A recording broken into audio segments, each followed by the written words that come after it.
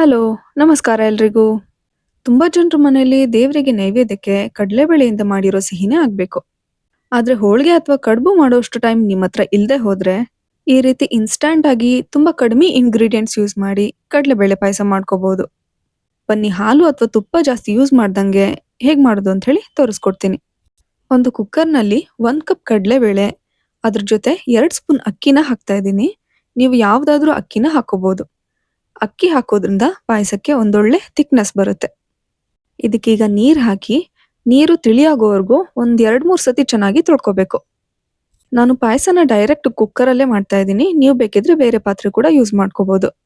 1 cup ಕಡಲೆಬೇಳೆಗೆ ಅದೇ ಕಪ್ನ ಅಳತೆಯಿಂದ 3 cup ನೀರ್ನ ಹಾಕ್ತಾ ಇದ್ದೀನಿ. ಈ ಪಾಯಸಕ್ಕೆ ಕಡಲೆಬೇಳೆ ಸ್ವಲ್ಪ ಮೆತ್ತಗೆ ಬೇಯಬೇಕಾಗುತ್ತೆ. ಆದ್ರಿಂದ 4 ರಿಂದ 5 ವಿಷಲ್ ಮಾಡ್ಕೋಬೇಕು. ಇದೇ ಈ ಪಾಯಸದ ಮೇನ್ ಇಂಗ್ರೀಡಿಯೆಂಟ್. ಅದು ಹಸಿ ತೆಂಗಿನಕಾಯಿ ತುರಿ. 1 ಕಪ್ಗಿಂತ ಸ್ವಲ್ಪ ಕಡಿಮೆ ಇದೆ. 1 ಕಪ್ ಕಡಲೆಬೇಳೆಗೆ ಇಷ್ಟು ಸಾಕಾಗುತ್ತೆ. ಇದನ್ನ ಒಂದು ಮಿಕ್ಸರ್ ಜಾರ್ಗೆ ಹಾಕೊಂಡು ಇದ್ರ ಜೊತೆಗೆ ನೆನೆಸಿರೋ 10 ಬಾದಾಮಿ ಹಾಗೆ 5 ಗೋಡಂಬಿನ ಹಾಕ್ತಾ ಇದ್ದೀನಿ. ಇದರಿಂದ ಪಾಯಸಕ್ಕೆ ಒಂದೊಳ್ಳೆ ಕ್ರೀಮಿ ಟೆಕ್ಸ್ಚರ್ ಬರುತ್ತೆ. ಹಾಗೆ ಟೇಸ್ಟ್ ಕೂಡ ತುಂಬಾನೇ ಚೆನ್ನಾಗಿರುತ್ತೆ. ಬಾದಾಮಿ ಅಥವಾ ಗೋಡಂಬಿ ಬೇಡ ಅಂತಂದ್ರೆ 1-2 ಸ್ಪೂನ್ ಗಸಗಸೆ ಕೂಡ ಹಾಕೋಬಹುದು. ಇದರಲ್ಲಿ ಯಾವುದೇ ಗಂಟು ಇಲ್ದಂಗೆ ತುಂಬಾ ನುಣ್ಣಗೆ ರುಬ್ಕೋಬೇಕು. ಕುಕ್ಕರ್ನ 5 ವಿಷಲ್ ಕೂಗಿಸ್ಕೊಂಡು ಪ್ರೆಷರ್ ಎಲ್ಲ ಹೋದ್ಮೇಲೆ ತೆಗಿತಾ ಇದ್ದೀನಿ ನೋಡಿ. ಅಕ್ಕಿ ಬೇಳೆ ಎಲ್ಲ ತುಂಬಾ ಚೆನ್ನಾಗಿ ಬೆಂದಿದೆ. ಇದನ್ನ ಜಾಸ್ತಿ ತಿರುಗಿಸ್ಕೋಬಾರ್ದು, ಇಲ್ದೆ ಹೋದ್ರೆ ಬೇಳೆ ಎಲ್ಲ ಮುದ್ದೆ ತರ ಆಗಿ ಹೋಗುತ್ತೆ. ಕೆಲವೊಂದ್ಸತಿ ಏನಾಗುತ್ತೆ ಅಂದ್ರೆ ಬೇಳೆ ಸರಿಯಾಗಿ ಬೆಂದಿರೋದಿಲ್ಲ. ಅದು ನೀವು ಯೂಸ್ ಮಾಡೋ ಬೇಳೆ ಅಥವಾ ನೀರಿನ ಮೇಲೂ ಡಿಪೆಂಡ್ ಆಗಿರುತ್ತೆ. ಹಾಗೇನಾದ್ರೂ ಇದ್ರೆ 1 ಕಪ್ ನೀರ್ನ ಜಾಸ್ತಿ ಹಾಕೊಳ್ಳಿ. ಇದಕ್ಕೀಗ ರುಬ್ಬಿಟ್ಕೊಂಡಿರೋ ತೆಂಗಿನಕಾಯಿ ಹಾಗೆ 1 ಕಪ್ ಬೆಲ್ಲನ ಸೇರಿಸ್ತಾ ಇದ್ದೀನಿ. ಸ್ವೀಟ್ ಸ್ವಲ್ಪ ಜಾಸ್ತಿ ಬೇಕು ಅಂತ ಅನ್ನೋರು ಇನ್ನೂ 1 ಕಪ್ ಬೆಲ್ಲನ ಹಾಕೋಬಹುದು. ಇದ್ರ ಜೊತೆಗೇನೆ 2 ಲವಂಗ ಹಾಗೆ 2 ಏಲಕ್ಕಿ ಸಿಪ್ಪೆನ ಹಾಕ್ತಾ ಇದ್ದೀನಿ. ಇದರಿಂದ ಏಲಕ್ಕಿಯ ಘಮ ಇನ್ನೂ ಜಾಸ್ತಿ ಆಗುತ್ತೆ. ಮಿಕ್ಸಿ ಜಾರ್ಗೆ ಸ್ವಲ್ಪ ನೀರ್ ಹಾಕಿ ಇದಕ್ಕೆ ಸೇರಿಸ್ತಾ ಇದ್ದೀನಿ. ಇನ್ನೊಂದು ಇಂಪಾರ್ಟೆಂಟ್ ಟಿಪ್ ಏನಂದ್ರೆ ಇದಕ್ಕೆ ನೀರ್ನ ಜಾಸ್ತಿ ಹಾಕೋಬಾರ್ದು. ಯಾಕಂದ್ರೆ ರುಬ್ಬಿಟ್ಕೊಂಡಿರೋ ತೆಂಗಿನಕಾಯಲ್ಲೂ ನೀರಿರುತ್ತೆ. ಬೆಲ್ಲನು ಕುದೀತಾ ಇದ್ದಂಗೆ ನೀರ್ ಬಿಟ್ಕೊಳ್ಳುತ್ತೆ. ಯಾವುದೇ ಸ್ವೀಟ್ ಆಗಿರ್ಲಿ 1 ಚಿಟಿಕೆ ಉಪ್ಪು ಹಾಕೋದ್ರಿಂದ ಅದ್ರ ಟೇಸ್ಟ್ ಇನ್ನೂ ಜಾಸ್ತಿ ಆಗುತ್ತೆ. ಇದನ್ನೆಲ್ಲ ಚೆನ್ನಾಗಿ ಮಿಕ್ಸ್ ಮಾಡಿ ಒಂದ್ 5 ನಿಮಿಷ ಮುಚ್ಚಳ ಮುಚ್ಚಿ ಕುದಿಯಕ್ ಬಿಡ್ಬೇಕು. ಯಾವುದೇ ಪಾಯಸ ಆಗಿರ್ಲಿ ಗೋಡಂಬಿ ದ್ರಾಕ್ಷಿ ಹಾಕ್ತಾ ಇದ್ರೆ ಚೆನ್ನಾಗಿರುತ್ತಾ ಹೇಳಿ.